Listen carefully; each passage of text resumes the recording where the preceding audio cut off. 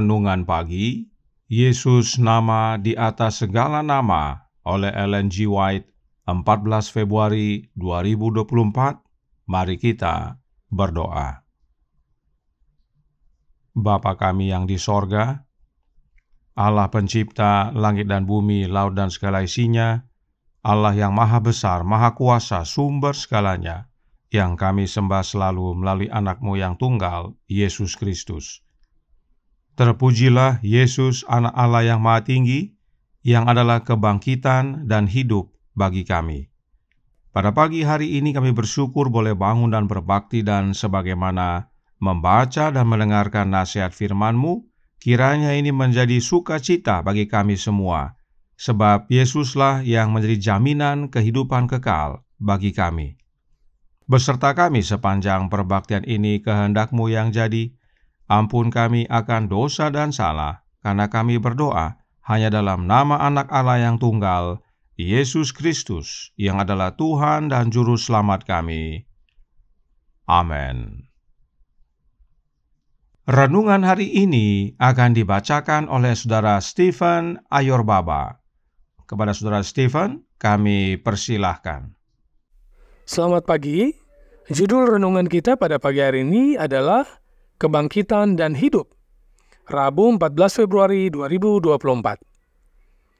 Ayat inti terdapat di dalam Yohanes 11 ayat 21 yang berbunyi, "Maka kata Marta kepada Yesus, 'Tuhan, sekiranya Engkau ada di sini, saudaraku pasti tidak mati.'" Ketika Yesus melihat Maria menangis dan juga orang-orang Yahudi yang datang bersama-sama dia, maka masjidlah hatinya. Ia sangat terharu. Dia membaca hati semua orang yang berkumpul. Ia melihat bahwa bagi banyak orang, apa yang dianggap sebagai ekspresi kesedihan hanyalah kepura-puraan. Dia tahu bahwa beberapa orang di antara rombongan itu yang sekarang menunjukkan kesedihan munafik, tidak lama lagi akan merencanakan kematian, bukan hanya kematian pembuat mujizat yang perkasa itu, tetapi juga kematian orang yang akan dibangkitkan dari kematian. Kristus bisa saja menanggalkan jubah kesedihan kepura-puraan mereka, namun Dia menahan murkanya yang benar. Kata-kata yang sebenarnya dapat Dia ucapkan, tidak Dia ucapkan karena orang-orang yang dikasihi berlutut di kakinya dalam kesedihan yang benar-benar percaya kepadanya. "Di manakah dia kamu baringkan?" Yesus bertanya. Jawab mereka, "Tuhan, marilah dan lihatlah." Bersama-sama mereka melanjutkan ke kuburan. Itu adalah pemandangan yang menyedihkan. Lazarus yang begitu sangat dikasihi dan saudari-saudarinya menangisi dia dengan hati yang hancur. Sementara orang-orang yang menjadi sahabat-sahabatnya membaurkan air mata mereka dengan air mata saudari-saudari yang berduka. Mengingat kesusahan kemanusiaan ini dan fakta bahwa teman-teman yang menderita dapat berduka atas kematian sementara Juru Selamat dunia berdiri di sisi, maka menangislah Yesus. Meskipun Dia adalah anak Allah, namun Dia telah mengambil sifat manusia ke dalam dirinya, dan Dia tergerak oleh kesedihan manusia. Hatinya yang lembut dan penuh belas kasihan selalu terbangun dan bersimpati pada penderitaan. Dia menangis bersama orang yang menangis dan bergembira bersama orang yang bersukacita. Namun bukan hanya karena simpati kemanusiaannya terhadap Maria dan Marta, Yesus menangis. Dalam air matanya ada duka cita yang jauh melebihi duka manusia, bagaikan langit yang lebih tinggi dari bumi. Kristus tidak menangisi Lazarus karena Dia akan memanggilnya dari kubur. Dia menangis karena banyak dari mereka yang sekarang berduka atas Lazarus akan segera merencanakan kematian Dia yang adalah kebangkitan dan hidup. Namun, betapa tidak mampunya orang-orang Yahudi yang tidak percaya menafsirkan air matanya dengan tepat. Beberapa orang yang tidak dapat melihat apapun selain keadaan lahiriah dari pemandangan di hadapannya sebagai penyebab kesedihannya, berkata dengan lembut, lihatlah betapa kasih-Nya kepadanya. Dikutip dari The Desire of Ages, halaman 533 dan 534. Terima kasih, Tuhan Yesus memberkati. Terima kasih atas penata layanan Saudara Stephen. Tuhan Yesus memberkati. Selamat pagi, saudaraku dalam Tuhan. Perhatikan apa yang Roh Nubuat tuliskan berikut ini yang terdapat dalam satu buku yang sama.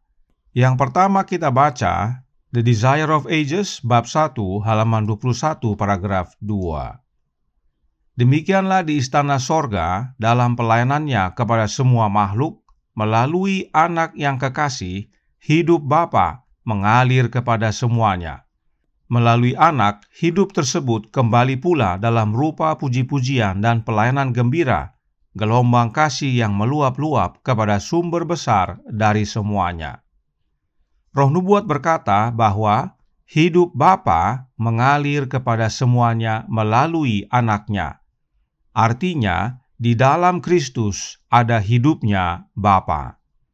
Nah, dalam buku yang sama, Roh Nubuat menyatakan, The Desire of Ages, bab 58, halaman 530, paragraf 3, berkata, masih berusaha memberikan arahan yang benar pada imannya, Yesus menyatakan, Akulah kebangkitan dan hidup. Di dalam Kristus ada hidup yang asli, tidak dipinjam, tidak diperoleh dari orang lain. Barang siapa memiliki Anak, ia mempunyai hidup. 1 Yohanes 5 ayat 12. Dalam buku yang sama, Roh Nubuat berkata bahwa di dalam Kristus ada hidup yang asli, tidak dipinjam dan tidak diperoleh dari orang lain. Dan oleh karena itu, Yesus adalah kebangkitan dan hidup. Apakah artinya ini? Untuk membantu kita lihat bagan berikut ini, yang dibuat berdasarkan kedua kutipan tersebut. Kutipan pertama berkata, melalui Anak yang kekasih, hidup Bapa mengalir kepada semuanya. Artinya, di dalam Anak Allah ada hidup Bapanya. Inilah yang buku Kerinduan Segala Zaman, bab 1 nyatakan. Kemudian, dalam bab 58 dari buku Kerinduan Segala Zaman yang sama dikatakan, di dalam Kristus ada hidup yang asli, tidak dipinjam, tidak diperoleh dari orang lain. Jadi, di dalam Kristus ada hidup Bapa, sebab hidup Bapa mengalir kepada semuanya melalui Yesus Kristus, dan di dalam Kristus ada hidup yang asli, tidak dipinjam, tidak diperoleh dari orang lain. Apakah di dalam Kristus ada dua jenis hidup? Tentu tidak. Hanya satu jenis hidup, yaitu hidup yang berasal dari Bapanya. Sebab Bapalah sumber besar dari semuanya.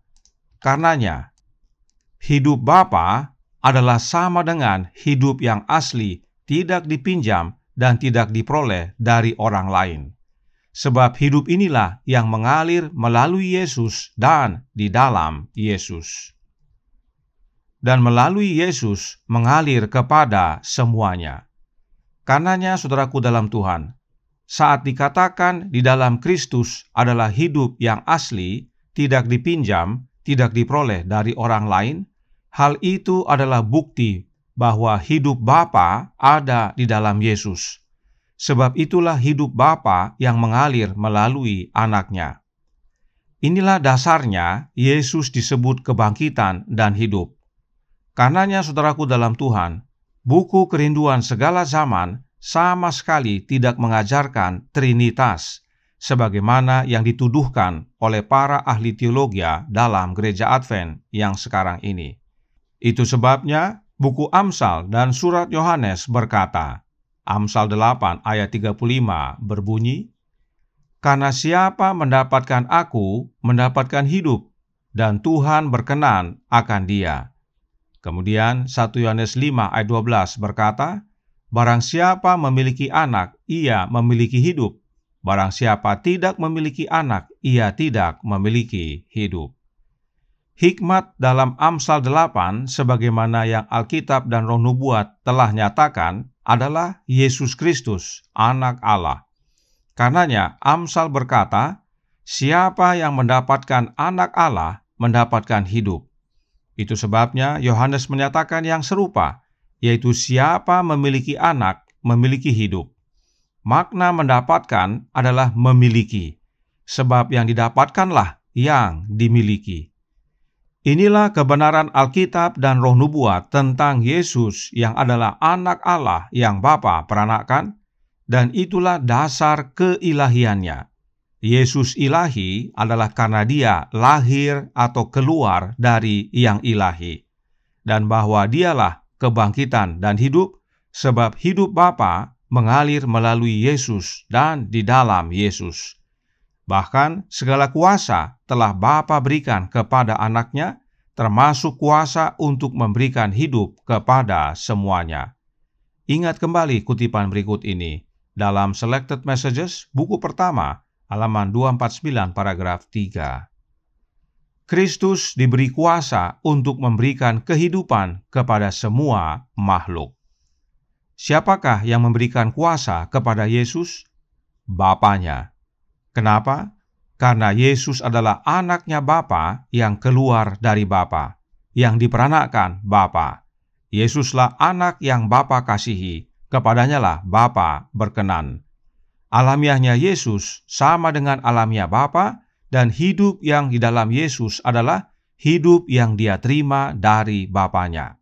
Sebagaimana Yohanes katakan dalam Yohanes 5 ayat 26.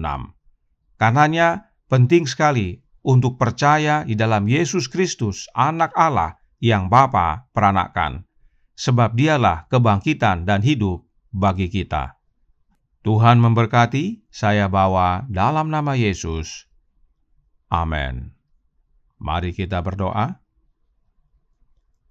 Bapa kami yang di sorga, Allah pencipta langit dan bumi, laut dan segala isinya, Allah yang maha besar, maha kuasa, sumber segalanya, yang kami sembah selalu melalui anak-Mu yang tunggal, Yesus Kristus. Terima kasih atas kebenaran yang vital yang dinyatakan kepada kami dengan jelas oleh Alkitab dan Roh Nubuat, bahwa Yesuslah kebangkitan dan hidup.